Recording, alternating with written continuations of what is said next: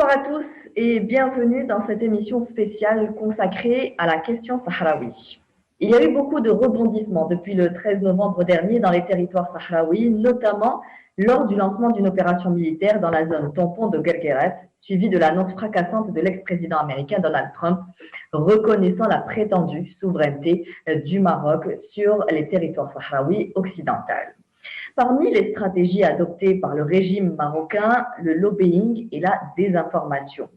Selon l'affirmation de nombreux experts, il y aurait l'existence d'un dispositif complet chargé de planifier et de mettre en œuvre des opérations d'intervention dans le cadre de la guerre d'information.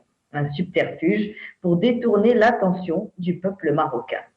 Entre-temps, les attaques de l'armée sahraoui se poursuivent, ciblant les positions et les retranchements des forces d'occupation marocaines qui ont infligé de lourdes pertes humaines et matérielles le long du mur marocain de la honte. Monsieur le Fahti Kamel, bonsoir. Nous vous accueillons ce soir dans cette émission spéciale. Vous êtes un opposant marocain qui avait toujours milité pour l'autodétermination du peuple sahraoui.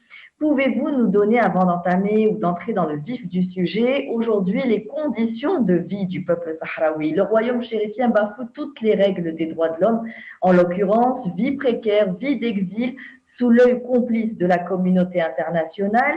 Comment l'expliquez-vous aujourd'hui? Bonsoir, bonjour chez nous. Donc, merci mademoiselle Feriel pour cette invitation. Donc, pour le peuple sahraoui, on a toujours été, comme on en a parlé juste quelques minutes, j'appartiens à une école ancienne qui a toujours cru en le droit d'autodétermination pour le peuple sahraoui. Donc, c'est rien de nouveau pour moi. J'ai toujours soutenu ce peuple. J'ai toujours cru que le peuple sahraoui, c'est lui qui a commencé la lutte contre la colonisation espagnole. C'était pas le régime marocain. Le régime marocain, c'est un agent de la colonisation, soit que ce soit française ou que ce soit espagnole. Avant de répondre à la question, après la Deuxième Guerre mondiale, le mouvement de décolonisation s'était reconnu partout. Donc, partout on parlait de la décolonisation du Maroc, la décolonisation de l'Algérie, la décolonisation de la Tunisie. La seule qui passait inconnue, et on n'en parlait pas plus. On ne parlait jamais, c'était la décolonisation du Sahara occidental, ou comme on l'appelle ici, Western Sahara, parce qu'il y avait la lutte des peuples sahraouis contre la colonisation espagnole. Donc c'était on parle depuis plus que la moitié d'un siècle, on n'en parle pas. Donc le peuple sahraoui, il a souffert de cette oppression, cette oppression et aussi marginalisation. C'est comme si on veut que le peuple sahraoui disparaisse, que soit remplacé par un autre peuple. Et c'est justement ce qu'a fait le régime de Hassan II. Il a fait une migration terrible des gens du nord, des gens de la marche verte, du Maroc central, et il les a appelés sahraouis. C'est eux qui crient la Hash el-Malik, comme on dit, vive le roi, et c'est tout. Mais pour le peuple sahraoui, la lutte moi je parle d'autodétermination, mais je sais que pour le peuple sahraoui c'est la décolonisation. Donc pour eux c'est une colonisation, ce n'est plus juste un simple mouvement pour autodétermination, c'est un mouvement de décolonisation. Ils ont décidé même de combattre. Ils ont les armes. C'est la dernière solution qu'il leur reste aujourd'hui pour s'affirmer. Oui, justement, parce qu'ils avaient le dos contre le mur, comme on dit. Ils n'avaient plus d'autres solutions. Mais comme vous avez présenté pour l'affaire du Trump, d'ailleurs, le Twitter, le message qui était sur Twitter, ce n'est rien de nouveau. En 2016. En 2016, ils ont dit la même chose. Ils ont dit que le Maroc reste souverain, ils ont reconnu la prétendue souveraineté du Maroc sur le Sahara justement. Donc rien de nouveau, mais ils ont utilisé parce que la monarchie Et le régime marocain, il a usé de cette Sahara, de l'affaire du Sahara, parce que ça lui marche. Quand il décide, il commence à. Est-ce qu'il joue un peu sa survie, le royaume marocain, avec cette carte du Sahara occidental? Je l'ai dit juste avant dans l'introduction qu'il y a une guerre de désinformation. C'est un peu pour berner, entre parenthèses, le peuple marocain. Est-ce que finalement, il joue sa survie? C'est la survie de la monarchie à travers le Sahara occidental. Il ne peut plus faire marche arrière.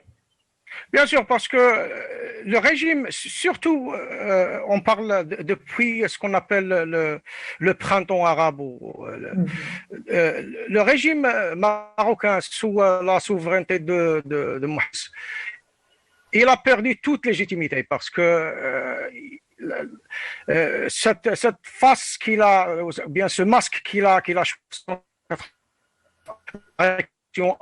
les anciens détenus, les politiques, la réconciliation avec la gauche, la réconciliation avec les islamistes, et c'est tout. Il a essayé de donner cette image une nouvelle ère. Donc, mais depuis 2005 et 2006, il n'y avait que des scandales de blanchissement d'argent, des scandales de marché noir, de fausse poche. La drogue, c'est attaché au nom de la dynastie Alaoui depuis X temps. Donc, ils sont tous des drogues dealers. C'est comme ça qu'ils financent leur guerre contre les autres. Mais il n'a plus de légitimité avec que ça soit sa personnalité. Moi, je m'en fous des personnes, je parle plutôt mais c'est sa personnalité, que ce soit sa gouvernance, il n'a plus de légitimité. Et je crois que depuis le Hirak de Rif, puis Jrada, puis les scandales avec la détention des journalistes, ces trucs comme ça qu'ils ont fait, maintenant qu'ils sont en train de faire, d'enregistrer des gens pendant des moments intimes dans des hôtels, puis les utiliser contre les journalistes, puis c'est racketeering. Il y a une véritable traque. Je ne me rappelle plus. Oui. Ouais, justement, comme ça, c'est la détorsion, je crois que c'est le mot français. Oui. Alors, donc, il n'a plus de légitimité. Selon plusieurs rapports, on parle de cette difficulté d'entrer dans les territoires sahraouis. Tout est très surveillé. On interdit aux organisations humanitaires d'y accéder, aux journalistes impartiaux également d'en parler. Il y a comme un blocus qui est fait autour de la question du Sahara occidental. Et c'est comme ça qu'il vend un peu l'image qu'il veut au peuple marocain.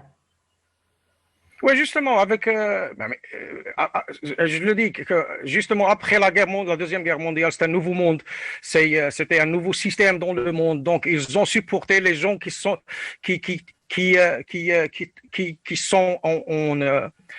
travaillent dans le même sens que l'agenda des gens, des pays colonialistes, des trucs là, les impérialistes. Je vais pas essayer d'être trop idéologique, mais c'est depuis là, ils ont décidé que le Maroc sera l'agent, que ça soit. D'ailleurs, on parle du Sahara, mais tout le Maroc, il est colonisé par ces gens-là. Pour moi, pour les gens qui comprennent ce que veut dire patriotisme, ce qui veut dire nationalisme, ce qui veut dire indépendance, on sait qu'on est maintenant. On a signé un pacte avec les Français, à Aix-les-Bains, on a signé un contrat qui dit que le Maroc sera géré par la famille alaouite et ses amis pour la France et pour l'Espagne. Pour l'Espagne, c'était fait, maintenant c'est dévoilé, c'était fait en 1975 ou 76 ici aux États-Unis, avec la présence du prince Philippe, qui était prince, avec des représentants du gouvernement de Mauritanie. Et c'est comme un gâteau, tu gères cette part et tu gères ça, et tu gères. Et j'ai le document, il parle d'administration. Il parle que oui, après 1975, avec cette drôle d'acte de la marche verte, Monsieur Mao Tse-tung, Hassan Tani, donc mais ça se répète toujours et tout. 2010, je crois que c'était Gdem Mezik, le nom du campement qui était à l'extérieur à l'extérieur de l'Ayoun, je crois. C'était, ouais. Les gens se sont fait arrêter et maintenant ils sont en prison pour vie. Alors, parlez-nous justement de ça. Vous qui avez toujours milité pour l'autodétermination du peuple sahraoui, vous avez également été oppressé par le régime marocain. Aujourd'hui, on peut payer cher ces positions pour le Sahara occidental. Mais bien sûr, justement, on a vécu depuis décembre, je crois que le parti de Neige démocratique, qui est un parti de gauche, qui n'est pas inclus dans le jeu des élections et trucs là. Ils ont dit que ils sont toujours avec l'autodétermination. Ils ont été attaqués par le média, par les partis, par les personnes, je crois qu'à ce moment-là, il est impossible qu'il y ait une opposition au Maroc. Impossible. D'ailleurs, vous avez été opprimé pour vos idées. Vous avez senti une pression lorsque vous étiez au Maroc et que vous défendiez le droit du peuple à l'autodétermination. Comment est-ce que bien sûr. Même. Quand j'étais étudiant à l'université, j'étais avec avec Talaba Qaïdine, les basistes. Donc, les basistes, on était des marxistes, léninistes et tout. On a été persécutés, on a été détenus, j'ai fait de la prison pour mes idées, donc je connais la nature, je connais la structure de ce régime. Le régime Hada, il est structurellement il y a de la corruption. Il y a de l'oppression, il y a du crime, il y a des scandales. Donc, c'est un régime qui a été implanté dans la région pour retenir la région, pour que cette région ne se développe pas, pour que cette région soit toujours une source. Dans quelles conditions vivent finalement le peuple sahraoui aujourd'hui? Parce que on veut faire croire qu'ils vivent dans des conditions humaines et finalement tous leurs droits sont opprimés aujourd'hui. Mais ce qu'on n'arrive pas à voir sur les médias parce qu'il y a ce lobby marocain qui est très fort derrière. Maintenant, on vit dans un monde qui est petit avec cette technologie et tout. Oui. On a vu des vidéos de femmes. C'était des scènes sauvages, des hommes qui battent des femmes, je ne peux même pas en parler parce que dans la précarité, l'exil. C'était tellement violent, c'était tellement barbarien ces actions-là. Donc c'est ce que j'ai dit. ils ont fait une migration de gens d'ailleurs. Leur ont donné du travail, du boulot dans le Sahara pour faire l'acte, pour faire cet acte, ce cinéma, que ce sont des Sahraouis qui sont pour la monarchie, pour le régime marocain. Mais les vrais Sahraouis, ils sont opprimés, ils ont été, c'est de l'apartheid. Ce n'est pas différent de ce qui s'est passé au Sud d'Afrique ou ce qui s'est passé ou bien de ce qui se passe en Israël maintenant dans les territoires occupés. Donc c'est la même chose. Le peuple sahraoui, il a été forcé à combattre. Je suis sûr que le peuple sahraoui aurait été pour une solution paisible, un voisinage paisible, un pays frère, un peuple frère. Et je suis sûr que c'est la même chose avec l'Algérie. Le problème ici, c'est le régime marocain. Le problème ici, ce ne sont pas les peuples. Il ferme la porte à toute négociation. Et le peuple marocain aussi, il a souffert de cette oppression, oui. Il a souffert de cette marginalisation, l'analphabétisme, l'empauvrement. C'est tout systématique pour construire un peuple qui ne peut pas dire non. Mais je sais que si le peuple marocain, si on donne au peuple marocain la chance de refuser ce régime, de refuser toutes les décisions de ce régime, je suis sûr que au moins 80%, 85% du peuple marocain seront avec l'autodétermination parce finalement, ils vont comprendre ce que l'autodétermination veut dire. Parce que si on n'a jamais vécu dans la liberté, on ne comprend pas ce que la liberté est. Donc c'est un chimère, c'est juste un mot qu'on ne comprend pas, c'est l'utopisme. Les Marocains ont souffert de cette oppression. Donc, c'est un message pour le peuple sahraoui. Alors, le Les représentant. Marocains ne sont pas des ennemis du peuple sahraoui. Oui, Les pauvres qui s'enregistrent dans l'armée, ils engagent dans une armée qui est appelée la Force armée royale. C'est une armée du roi. Ce n'est pas l'armée du du peuple Maroc, c'est l'armée sahraoui. du roi. Donc, et parce que les gens dans l'Atlas, dans les montagnes d'Atlas, dans les zones rurales, ils n'ont pas d'école, ils n'ont presque rien. Donc, après le primaire, c'est rien. Donc, c'est quoi l'autre issue? C'est de s'engager dans l'armée. Et donc, ce ne sont pas des ennemis du peuple sahraoui. Ils sont forcés. Ils sont pris au piège. Ils n'ont pas un autre choix. Ils n'ont pas un autre choix. Donc, pour le peuple marocain, je parle des sages, des gens sages, le peuple sahraoui est un peuple frère. Et bien sûr, pour tout frère, pour toutes sœurs et frères, on, on veut qu'on les voit vivre une bonne vie. Donc, autodétermination, c'est leur chance de se faire une vie à eux. Et pas la vie que le régime marocain veut pour eux. C'est un message. Monsieur Parti, la communauté internationale aujourd'hui, on l'a vu, est complice. Elle n'agit pas par souci moral, mais privilégie les intérêts stratégiques ou les rapports économiques. Le représentant du Front Polisario aux Nations Unies, Sidi Mohamed Ammar, a déclaré récemment que la cause sahraoui avait pris un nouveau tournant depuis le 13 novembre en poursuivant la lutte armée, ajoutant que l'adhésion à toute opération de négociation était tributaire des développements sur le terrain et du sérieux du Conseil de sécurité de l'Assemblée générale de l'ONU. Est-ce que eux aussi n'ont pas finalement joué leur rôle? Le Conseil de sécurité de l'ONU, souvent bloqué par la France ou par les États-Unis, on l'a vu maintenant plus directement, et le secrétaire général de l'ONU aussi, qui ne dénonce pas fermement les agissements du Royaume marocain.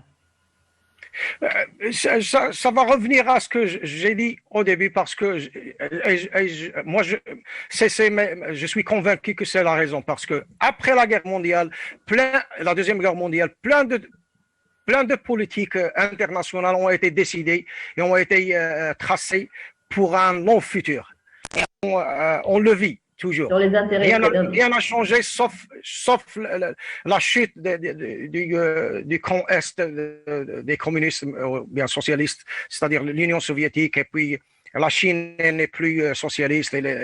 Donc, c'est le changement unique. Mais pour l'OTAN, qui a décidé le destin de cette région parce que c'était l'OTAN qui a décidé, c'était les alliés, c'était les États-Unis et ses alliés qui ont décidé le futur du nord d'Afrique, inclus bien sûr le Sahara occidental est inclus.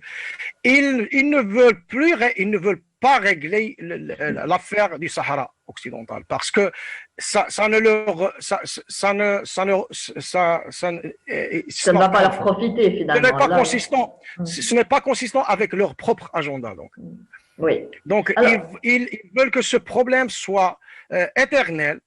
Et aussi parce qu'ils utilisent ça pour vendre des armes, Oui, c'est un intérêt économique. Alors, l'annonce de Donald Trump a été dénoncée par beaucoup de personnalités politiques au sein même de son équipe. Pour vous, Trump n'a fait que ressortir qu'un vieux dossier, vous le dites dans vos vidéos, et qu'il a utilisé pour gagner plus de sympathie alors qu'il perdait son élection présidentielle. C'était toujours un intérêt. Une motion a été adressée au nouveau président américain Joe Biden par 45 académiciens et juristes, l'exhortant à annuler la décision de son prédécesseur sur le Sahara occidental en affirmant le droit du peuple sahraoui à l'autodétermination. On sait que la politique américaine ne change pas pour autant quand il y a changement de président, mais est-ce que dans ces conditions-là, est-ce que vous pensez qu'il peut y avoir un nouveau tournant et que Joe Biden pourrait revoir un peu la décision de Donald Trump, ou est-ce qu'il n'y a pas d'espoir à se faire de ce côté-là? Non,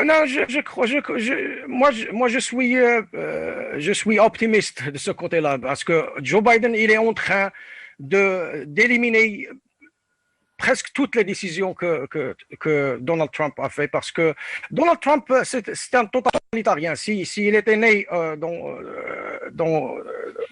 chez nous, par exemple. Ça, Oui, il aurait été un roi dictateur totalitarien comme oui, les Alaouis. Donc, moi, je le connais. Moi, j'ai vécu à New York City. Je l'ai vu parfois dans les rues. Je l'ai vu à côté de ces immeubles. Il a cette terre de dictateur. Donc, la manière avec laquelle il marche. Donc, ses décisions, c'était dans la plupart de temps, ces décisions, c'était monolatérales. C'était lui. oui. Il ne consultait avec personne. Et les gens qui lui disent non, vous le connaissez, il a acté, you are fired. Donc, c'est sa personnalité. Donc, même parce que l'ancien président de la majorité, qui était républicaine, il a dénoncé ce même jour-là, il a considéré, il a utilisé un shocking chairman calls GOP chairman calls Trump's Western Sahara deal shocking and deeply disappointing. Oui. C'est un ton Déclaration qui est choquante. clair et net que justement, il a utilisé un ton qui est clair et net, qu'il refuse totalement il était le président de la commission qui s'intéresse avec des intérêts de l'armée américaine à l'extérieur et des relations avec les pays étrangers. Donc, il faut passer à travers le Congrès pour faire des décisions pareilles. Moi, je l'ai dit et je le répète. Je l'ai dit en arabe ou l'abdarija et je le répète sur mes vidéos, mais je le répète aujourd'hui en français, que Trump savait qu'il avait perdu. Il n'a pas accepté la perte. Donc, il était, comme on dit, comme le noyé. Il peut s'accrocher à n'importe quoi. Donc, il a cru que pour un geste comme ça, pour séduire l'Israël, c'était comme séduire un lobby qui a un grand pouvoir, surtout sur les médias aux États-Unis. Donc, ils vont le supporter, mais il n'a pas bien calculé ce pas, parce que d'un côté, il a les fascistes et les néo-nazis le supporter, et de l'autre côté, tu veux le lobby sioniste pour te supporter. Ce sont comme si on ne mixe pas, on ne mélange pas l'eau et l'huile. Donc, c'était un geste désespéré. Et bien sûr, ils ont un agent dans la région qui n'a plus de légitimité. Créer cette peur et cette crainte de guerre. Il a cru que Mohamed VI, ça va lui donner une légitimité, parce qu'on sait bien que dans les sciences politiques, la légitimité, ça ne vient plus de religion, ça ne vient plus de l'histoire ancienne, parce que 14 siècles, j'habitais là-bas, c'est ma terre, non, ça ne va plus. Mais pour le temps de guerre, les régimes, ils ont une certaine légitimité, parce que ce sont des conditions extraordinaires. Mais les calculations de Trump se sont trompées, et je suis sûr et certain, surtout avec les personnages que Joe Biden a choisis, comme Blinken. Blinken, il a été dans les négociations comme député en 2016. Il fait partie de la liste des signataires, des 45 personnalités. Justement, ce propos, il a été refusé par les ONU, par United Nations, par l'ONU. Par l'ONU. Donc,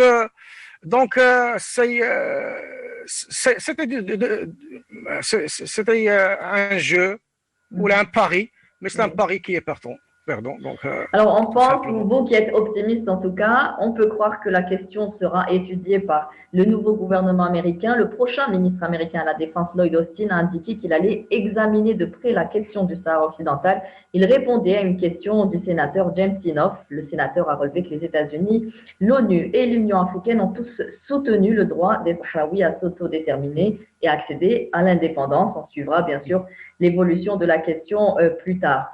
Au sujet de la situation des droits de l'homme induite par la violation constante de ces droits par le Maroc dans les villes occupées, le représentant du Front Polisario aux Nations Unies a déclaré que c'est la France qui entrave la mise en place d'un mécanisme onusien pour les surveiller. C'est ce qui lui permet un peu de garantir, de maintenir ce statu quo. On sait que la MINURSO n'a jamais été élargie aux droits de l'homme dans la région. Il y a toujours eu un veto. C'est ça qui permet aujourd'hui au Maroc de faire perdurer ce statu quo? D'ailleurs, j'ai perdu une petite partie, je ne sais pas, c'était pas à cause de l'Internet. De connexion. Mais vous avez l'idée? Je crois que j'ai l'idée. Je ne suis pas sûr. Donc, pour ce status quo au Sahara, le régime marocain, ça lui marche. Cette, parce qu'il l'utilise comme quand on était des gamins, on nous disait hey, Maman Roula va venir et te manger. Donc, c'est ce qu'il utilise. Il l'utilise pour garantir un contrat social à la manière de Thomas Hobbes, c'est-à-dire la paix contre totale soumission, et c'est ce qu'il a toujours cherché. Et ça, depuis Hassan II et son fils, ce n'est pas différent. C'est tout simplement, on ne change que de nom, mais c'est le même machiavélisme, c'est le même hobbisme. Ce bout, cette bête noire, attention l'Algérie, attention le Sahara, alors que ce régime-là, c'est le régime le plus dangereux, je vais dire, dans toute l'Afrique. Au moins dans le nord de l'Afrique. C'est un régime implanté pour servir une agenda qui veut que le nord de l'Afrique soit toujours une propriété, une réserve de ressources pour des pays pour alléger, je veux dire, pour leur crise économique, leur crise sociale. Là, que si la France elle a un problème économique, bien sûr, les ressources ils sont garanties au Maroc, sont garanties en Algérie, en Tunisie, en Sénégal. C'est son rôle. Donc, moi, ce que je vois, je vois cette grande image. Pas tout simplement le Sahara. Ce régime, il agit de même manière à Tanger, comme à Casablanca, comme à Lyoun, comme à Dakhla, comme à Smara. C'est un régime qui ne connaît que la langue, le son, l'oppression, l'emprisonnement. C'est un régime terroriste. C'est pour ça que... Oui. Il a été, on sait que même le terrorisme qui s'est passé dernièrement en Europe, il y a toujours un nom qui relie le régime marocain avec ses actes. Ou bien une mosquée en Belgique ou une mosquée en France qui est reliée au ministère de l'Intérieur, qui est reliée à la JET, qui travaillent pour le roi et qui ne travaillent pas pour quelqu'un d'autre. Donc ce status quo, il ne va pas changer parce que je crois que la monarchie chez nous, elle ne connaît que la langue de la force. Donc, en tant que le peuple sahraoui est fort, et en tant que le Polisario résiste et ne cède pas, parce que les négociations avec des gens comme le régime du Maroc, c'est presque impossible. Est-ce que vous pensez que c'est par là, parmi les stratégies du régime marocain, c'est de faire passer les citoyens sahraouis pour des bandits violents, terroristes et mercenaires pour le compte de puissances étrangères au détriment du royaume marocain? On veut classer un peu le peuple sahraoui comme un groupe de terroristes? Je me rappelle que c'était 1975 ou 74 quand le Hassan II il a fait un discours pour déclarer cette marche verte. Il a appelé le peuple sahraoui des contrebandiers. Il a dit on va partir là-bas sans armes et tout, mais si ces contrebandiers décident de la violence, on va leur montrer la violence. C'était un discours. Donc, ils ont traité. C'est la même chose s'est passé avec les Rifins 1958 et 1959. Il les a appelés Aoubash, des salopards. Donc, tant que tu refuses la soumission à ce régime, tu vas être traité de contrebandier, de brigands, de terroristes, c'est la seule manière. Maintenant, ils sont en train de créer, même maintenant avec les journalistes, c'est à cause d'une l'opinion du journalisme, c'est pour les faire taire. Ils les accusent d'un blanchissement d'argent, ils les accusent des vidéos de contenu sexuel ou des trucs qui ne peuvent être soutenus et qui ne peuvent être soutenus nulle part au monde dans des cours qui se respectent, parce que chez nous, il n'y a pas de loi. Chez nous, il n'y a pas de loi. La Constitution chez nous, ça vaut rien, parce que la Constitution chez nous, elle dit qu'on ne peut pas On ne peut pas abuser des prisonniers, on ne peut pas détenir des gens plus de 2 jours, 48 heures, on ne peut pas faire. Si on le de jour en jour, on a un jeune homme qui s'est fait arrêter, puis il est en prison pour, je crois, 6 mois. Il était depuis 2 mois parce qu'il a refusé de dire Sidna. Parce qu'il a dit au caïd que le roi a dit tel et tel, elle a dit il faut dire Sidna, il a dit c'est pas constitutionnel. Je lui dois pas dire Monseigneur, c'est pour l'âge des. Je sais.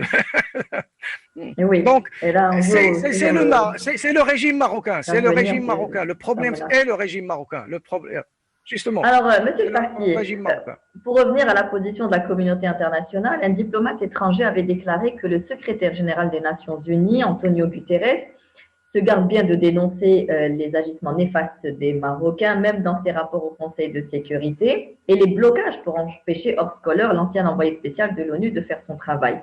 Alors, bizarrement, Antonio Guterres ne nomme toujours pas de remplaçant. Et sans ce dernier, le processus de paix est totalement bloqué, car c'est au représentant spécial de mettre en œuvre le processus menant à l'organisation du référendum. Le dernier nom qui est sorti, c'était un responsable roumain qui était proche du royaume chérifien. Est-ce qu'il y a encore là aussi une tentative de jouer toujours, de brouiller les pistes et de jouer les cartes du royaume marocain, encore une fois, au niveau du siège des Nations Unies cette fois-ci?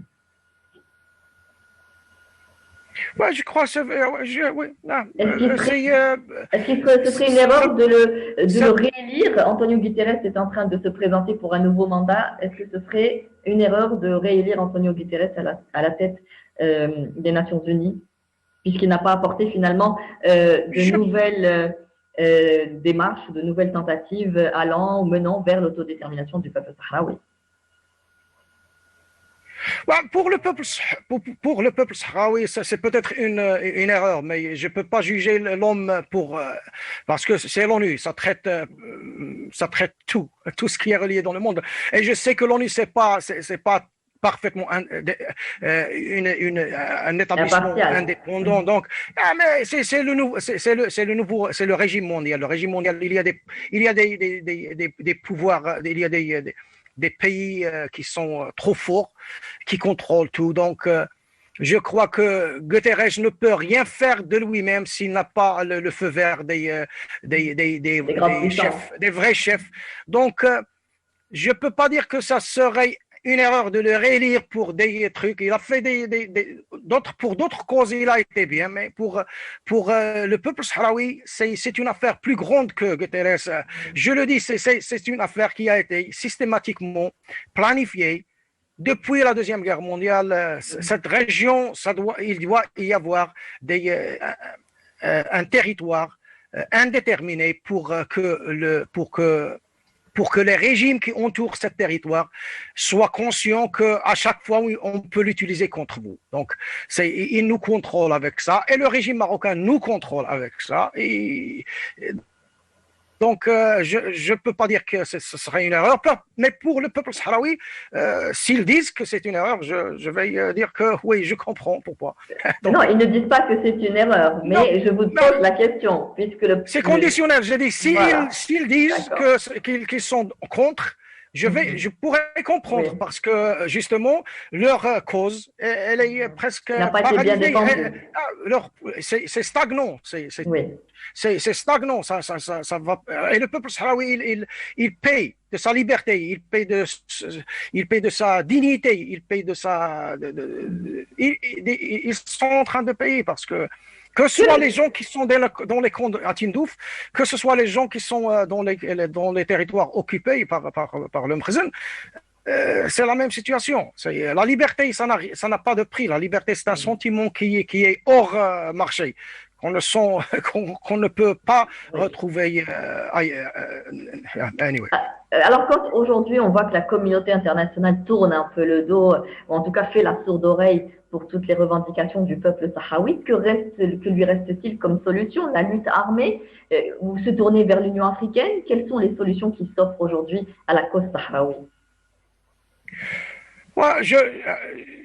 je ne peux pas, je suis contre la guerre. Donc, s'il y avait une solution de paix, j'aurais dit, ah non, ils doivent négocier. Mais je connais le régime, je connais l'autre partie. Je connais que l'autre partie, ce n'est même pas la partie qui fait des négociations. L'autre partie, ce n'est qu'un agent. Pour moi, il n'y a pas de différence entre Maréchal Lyoté, entre le commissaire Boniface. Ce sont les mêmes. Justement, les noms, c'est Mohamed. Au lieu, on avait une chanson là qu'on chantait quand on était jeune étudiant, Monsieur Jeannot, jeune Monsieur Jani. Donc, Monsieur Jeannot est parti et Monsieur Jani, c'est Mohamed, il est venu. C'est la même chose, c'est le même acte. Mais donc, pour moi, je blâme pas le peuple sahraoui s'il a choisi de faire la guerre, parce que je crois qu'il avait le dos contre le mur, c'est-à-dire vivre sans liberté ou mourir avec dignité.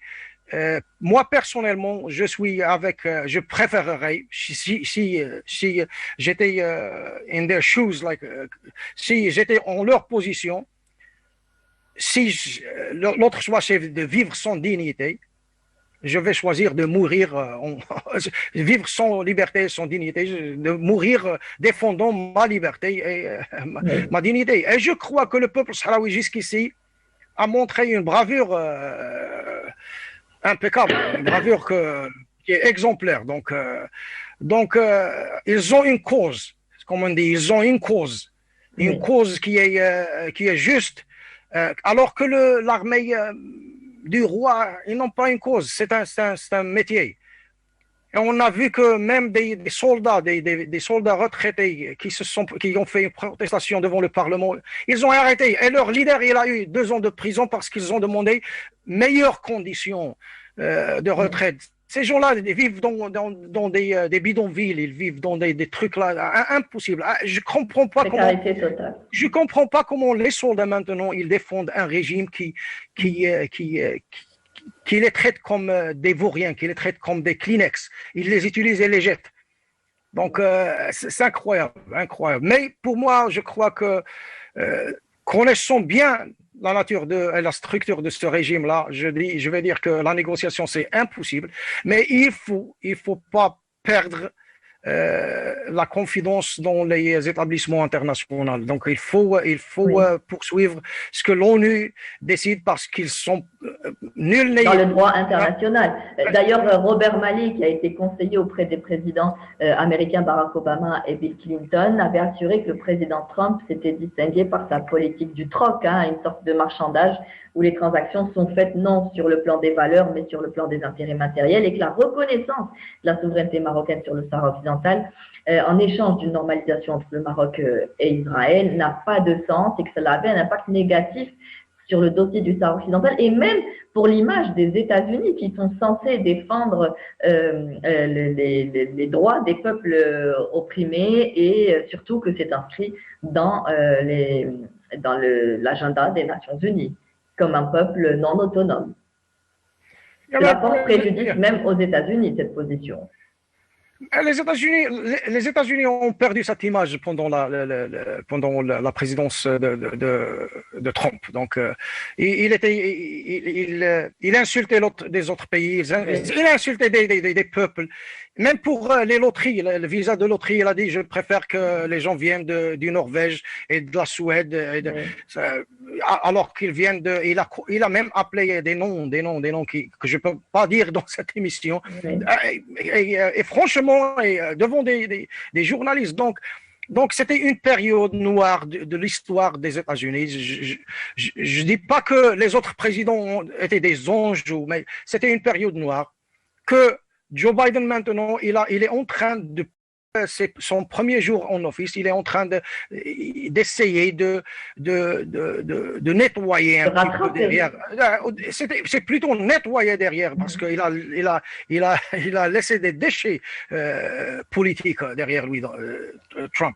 Parce qu'il y a des gens les gens au Maroc, depuis cette Twitter, Trump c'est un président bien, c'est un président juste, mais il n'arrive même pas à comprendre que c'était une farce parce que ce que le président Trump il a écrit donc sur son Twitter, on le connaît au moins depuis 2016 et ça a été refusé par l'ONU. C'est pas le président Trump qui va décider ce qui se passe dans le Sahara occidental. Donc, c'est clair et net que c'était un truc pour normaliser avec l'Israël d'un côté et pour le régime marocain qui est en train de se faire retrouver une nouvelle protectorat parce que c'est un régime qui, à chaque fois qu'il y a une colère populaire, que sa légitimité est à moins de zéro, il va chercher le protectorat. C'est comme ça qu'en 1912, on a eu les Français, c'est comme ça et même avant eux, il y avait les protégés. Les protégés, c'était un truc de protectorat. Depuis que les Britanniques ont décidé, on avait la conférence de Madrid, la première, 1881, non, je crois que c'est juillet 1880. Ils ont décidé que cette dynastie doit être protégée, on va l'utiliser pour créer des problèmes. C'est le même régime qui a créé des problèmes pour l'Algérie, pour que l'Algérie soit atteint son indépendance. Il a même éliminé l'armée de libération du Maroc qui était amie, parce qu'elle était amie avec le Front National de Libération en Algérie. Monsieur Msidi, il a été assassiné. Snaji, il a été affamé. Leurs fils, leur famille, maintenant, on n'entend plus. On a des noms sur des boulevards, des noms de colonialistes, alors qu'on n'a pas un boulevard nommé Msidi, un boulevard nommé Snaji pour les célébrer. Donc, malheureusement, ils ne doivent pas céder, ils doivent combattre, mais en même temps, ils doivent, parce que c'est une nécessité, ils doivent combattre plus sur le plan politique que sur le plan militaire. Ils doivent se conformer, justement, ils doivent se conformer avec la politique internationale, avec l'ONU, ils doivent avoir plus d'amis. Il ne faut pas qu'ils soient, parce que il y a un soutien international. Je crois qu'en Afrique, ils ont le soutien en Afrique. Oui, il y a la Namibie qui a soutenu ils ont un soutien en Afrique. C'est l'Union africaine qui peut apporter un changement aujourd'hui pour la cause sahraoui si elle devait réellement s'en tenir à son agenda, puisque le peuple sahraoui, le Sahara occidental, fait partie des fondateurs de l'Union africaine. Aujourd'hui, le Maroc est revenu à son adhésion au sein de l'Union africaine. Il y a un litige un peu au sein de ces pays, mais est-ce qu'aujourd'hui l'Union africaine peut être une solution pour le peuple sahraoui? L'Afrique est en train de changer. L'Afrique, ce que pendant les dernières décades, 15 ans, 20 ans, depuis 2000, depuis le début du 21e siècle, je vois que Ghana est en train de faire des progrès, la Nigeria est en train de faire des progrès, des pays qui sont en train de créer des économies fortes. Et je crois que si le problème en Afrique, c'est que la plupart des pays africains ne sont pas encore vraiment dépendants et c'est notre problème. Donc, s'il y a l'intervention des pays forts dans ces pays, dans la politique de ces pays, je vois pas ce qu'ils peuvent faire pour le peuple sahraoui, sauf attendre que l'ONU trouve une résolution. Donc, mais oui. Je crois que l'Afrique, les pays africains, ils sont en train de faire du progrès. Donc, dans les prochaines 10 ans, 20 ans, 30 ans, on ne sait pas. On ne sait pas où ça va être. Mais moi, je suis optimiste. Je suis contre le pessimisme. Parce que sans espoir, on perd la vie. Donc, oui. Si j'étais pas optimiste, j'aurais arrêté de lutter pour le peuple marocain, parce que c'est la même situation pour le peuple marocain. C'est pas différent. Le peuple marocain, le peuple sahraoui, que moi je considère même peuple, c'est la même situation. Le peuple marocain a été opprimé, volé, violé. Il a souffert de toute forme d'oppression sous ce régime.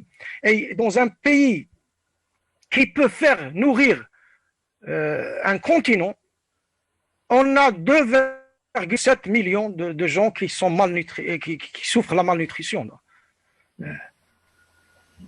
Dans un pays qui a des barrages, qui a les agriculteurs, les fermiers, ils sont toujours en espoir de voir la pluie. Les gens, ils attendent la pluie, alors qu'il y a des barrages qui coûtent trop cher pour les fermiers, pour les pauvres fermiers, de payer pour utiliser l'eau. Ce que je veux dire, c'est que c'est le peuple marocain et le peuple sahraoui, ils vivent la même situation. Je veux dire que de l'extérieur, ça peut paraître différent, mais de l'intérieur, on a des gens qui vivent dans les bidonvilles qui n'ont rien, qui n'ont aucune condition de vie, là, ni eau potable, ni... Aujourd'hui, le royaume marocain préfère peut-être investir dans le lobbying, la désinformation, justement, la pression internationale que le développement. Le satellite, le TGV, le peuple marocain, il a besoin de choses basiques. On a besoin de bonnes écoles. On a besoin d'hôpitaux. On a besoin de l'infrastructure pour développer l'humain. On n'a pas besoin de plus haut tour, le plus grand TGV, le plus rapide TGV, un satellite. Ce sont des trucs que le roi fait pour son propre bien, parce que lui, il est dans le commerce du télécom. Donc pour lui, cette satellite est important. Il a des gens qui viennent faire de business à Marrakech. Donc le TGV est une bonne idée, je crois, si on peut atteindre Marrakech un de ces jours avec le chemin de fer. Mais le peuple marocain, il souffre autant que le peuple sahraoui pour la marginalisation, pour la perte de dignité, pour l'oppression. Sauf que le peuple sahraoui, au moins, il est en train de lutter. Le peuple marocain, il lutte de temps en temps, mais sans être unifié. Quand le RIF, il criait, le peuple, il était un spectateur. Le reste du peuple, il regardait. On attend ce que ça va donner. Mais ça va donner 20 ans pour le pauvre Zefzafi, 10 ans pour le pauvre Jelloul, 15 ans pour le pauvre Hamjir. On est un pays dans le 21e siècle. On a des centaines de détenus politiques. Bien sûr, avec des crimes non politiques, mais on sait que ce sont des détenus politiques. Donc, je ne vois pas comment les États-Unis, un pays qui se vante pour la démocratie, pour la liberté, pour l'égalité, pour la constitution de M. Jefferson, la constitution de M. James Madison, ces grands noms, les fondateurs, Abraham Lincoln qui a émancipé les esclaves. On supporte un régime qui est totalement sanguinaire, qui est un régime qui nous rappelle des temps passés. C'est pas féodal, c'est des trucs à ne pas croire ce qui se passe au Maroc. Alors, M. Kamel Farsi, on arrive un peu au terme de cette émission.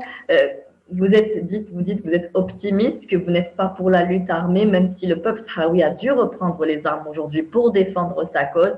Mais pour vous, il faut reprendre les négociations sur le plan politique, mais sans compter sur le royaume marocain. Est-ce qu'aujourd'hui, il faut revoir les termes de négociation? Définitivement, oui. Les négociations qui, depuis 1991, je crois, c'était quand ils ont décidé de curfew, ça, je peux cesser les armes ou baisser les armes, je me rappelle plus, mais cessez-le-feu, justement, cessez-le-feu.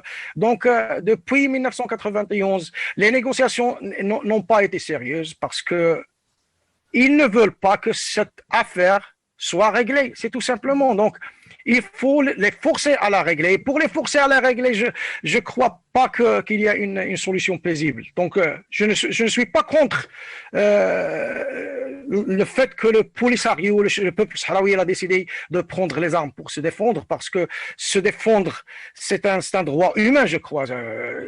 Tout le monde a le droit de se défendre.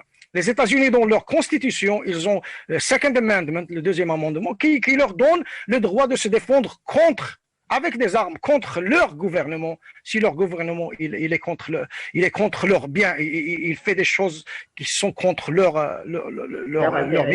bien-être, leur intérêt. Donc ils doivent pas renier ce même droit pour le peuple sahraoui, mais pour éviter on ne veut plus voir de sang, on ne veut plus voir des gens mourir comme ça.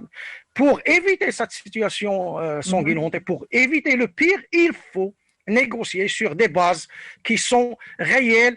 Et c'est tout simplement, c'est simple. Il faut donner à ces gens la chance, l'opportunité pour qu'ils décident leur autodétermination, pour qu'ils décident leur vie eux-mêmes. Et c'est tout simple. C'est tout simple. C'est ce que nous espérons aujourd'hui, que le peuple sahraoui arrive en tout cas à organiser ce référendum d'autodétermination tant attendu et tellement cher à la cause sahraoui. Merci, Monsieur Kamel Farsi, d'avoir participé à notre émission et d'avoir répondu à toutes nos questions. Je rappelle que vous êtes un opposant marocain installé maintenant depuis plus d'une vingtaine d'années aux États-Unis. Merci. Merci à vous tous de nous avoir suivis. Très bonne fin de soirée sur Canal Algérie. Au revoir.